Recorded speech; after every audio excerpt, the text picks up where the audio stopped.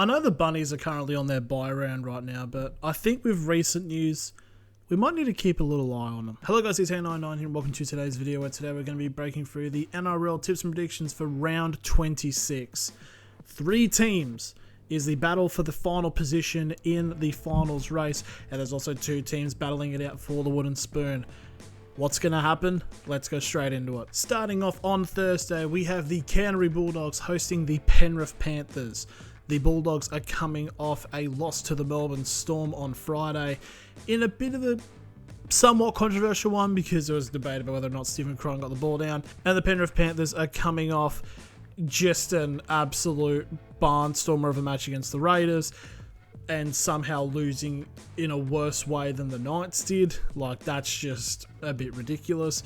But anyways, very important match. A win for the Bulldogs will automatically lock them in for top 4. Pretty much only Brisbane can overtake them, and it would be a for and against team. So pretty much that's all they really need to do. Whilst the Panthers need a win to jump up to possibly up high as 5th. But Penrith, in an interesting move, have decided to rest a bunch of players.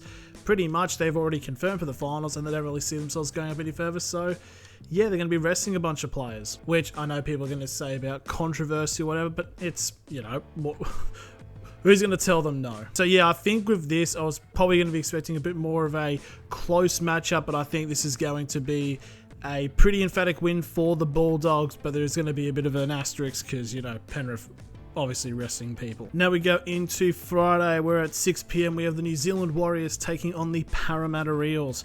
Now the Warriors are coming off a win over the Gold Coast Titans in New Zealand, whilst the Parramatta Eels are coming off a win over the Sydney Roosters. A win for the Warriors could help solidify their top 4 hopes as they try to bat away Brisbane, whilst a win for the Eels, depending on how big it is, could see them be as high as 11th, as they have now officially out of the wooden spoon race. Well done. It was a good win there by the Eels in a pretty crowded match against a team obviously vying for the finals in the Roosters. I just think this being in New Zealand, they have to start getting momentum going for the Warriors, because there has been points where they have slipped up a little bit over a couple of week period, so they need to keep all the momentum they're going.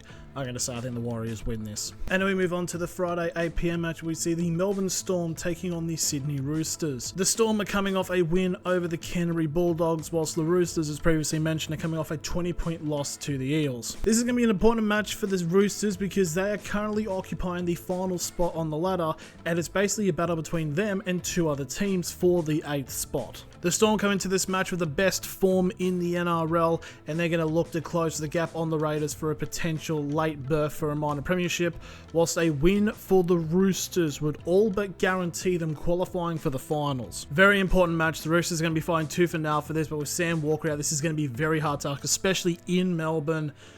I'm just going to give the edge out to the Storm, but so it's going to be really interesting to see how the final round will go. Now we go into the Saturday games, where at 3 PM we have the Canberra Raiders taking on the West Tigers. The Raiders are coming off probably one of the most spectacular ways to win a match possible.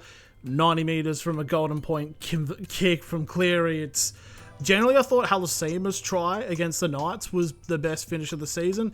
I think they might have just edged it out. Whilst the West Tigers are coming off also another fantastic match, but losing to the North Queensland Cowboys, which has basically ridded them of their slim finals hopes. A win for the Tigers will only keep them at 11th place, but a win for the Raiders would pretty much give them one hand on the minor premiership shield, and I feel like this is going to be in the Raiders' destiny. I think they're going to win the minor premiership, so I think it's pretty safe to say I think that the Raiders are going to win this game. Now we go into Saturday. Now we go to the 5:30 game on the Saturday, where we have the St George Illawarra Dragons taking on the Manly Sea Eagles. The Dragons are coming off a pretty sizable shellacking by the South Sydney Rabbitohs and a 40-point loss, whilst Manly have come up with a fantastic resurgence to belt the Dolphins 58 points to 30, which is the second highest NRL score of all time, and it's pretty much kept Manly within finals reach. A win for the Dragons could see them go as high as 11th depending on the other results, whilst a win for the Sea Eagles will put them on the same points as the Roosters, obviously depending on if the Roosters beat the Storm. So pretty much it is a must-win game for the Sea Eagles if they want their finals hopes. And I think this is going to be very much a coin toss match because it's very even at the moment. I'm going to give the edge out to Manly. But yeah, it's going to be very close. And we go to the final game on the Saturday. We're at 7:35 PM. We have the North Queensland Cowboys taking on the Brisbane Broncos. The Cowboys are coming off a brilliant comeback win over the West Tigers at Leichhardt Oval, whilst the Broncos are coming off a pretty sizable win over the Newcastle Knights. And essentially, to an extent, this match is a bit of a dead rubber.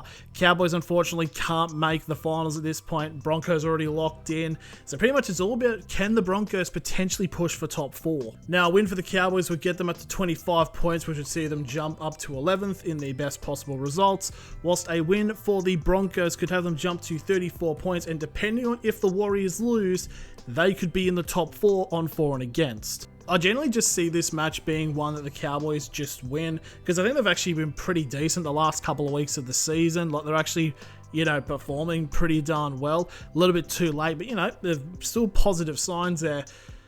However, I'm going to be a coward. I'm going to tip Brisbane because I just think it's going to be hard. And also, Brisbane have aspirations for top 4, but doesn't mean they're going to falter. And now we go into the Sunday games. We're at 2 PM. We have the Cronulla Sharks taking on the Newcastle Knights. The Sharks are coming off a bye from last week, whilst the Knights, previously mentioned, were coming off a pretty sizable loss in their final home game of the season against the Broncos. I've just also noticed how the Knights conveniently always end up playing teams coming off a bye. A win for the Sharks could see them finish the round in the top 4, depending on losses to the Broncos and the Warriors, whilst the Newcastle Knights, if they were to get the win, would pretty much secure not getting the wooden spoon, obviously depending on if the Titans get the job done in a later match. I do feel like the Knights are very avoidant of getting 50 put on them. Like, despite how bad they've been, they've not conceded 50 so far this season. I feel like this is probably the match where it's most likely going to happen, but I do also see this being the match where the Sharks could just do the most Sharks thing possible and make this game as competitive for no apparent reason. But I'm going to say I think the Sharks win this because, I mean, if the Sharks don't at least make it like a 20+ win, I think there's some problems with this team. And speaking of the Titans, we go into the final match of this round. We have the Dolphins taking on the Gold Coast Titans in a bit of a lesser than extent South Queensland derby. The Dolphins are coming off having 50+ put them in a 58-30 loss, which has actually made them concede like 160 points in the last 3 games, which is a bit of a mental swing from the middle of the year, whilst the Gold Coast Titans are coming off a loss to the Warriors and also the announced sacking of Des Hasler. Obviously, Hannay is not coming in yet. He'll be coming in next season, so obviously Hasler's going to have the final 2 matches. So it's going to be interesting to see how the Titans respond with this game, because it'd be quite interesting. A win for the Dolphins could have them in the top 8 in a best case scenario if the Roosters also lose.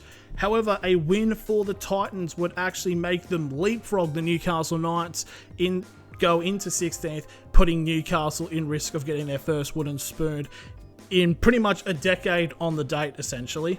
So with this match, it's going to be very interesting how the Titans do respond, but I'm just going to say Dolphins are vying for the finals. I think the Dolphins are going to win this game and kind of put the Gold Coast in a bit of trouble trying to get their fight for the wooden spoon. But anyways, that's going to be my predictions. Who do you guys have? Let me know in the comments below. Thank you all very much for watching, and I'll see you all later.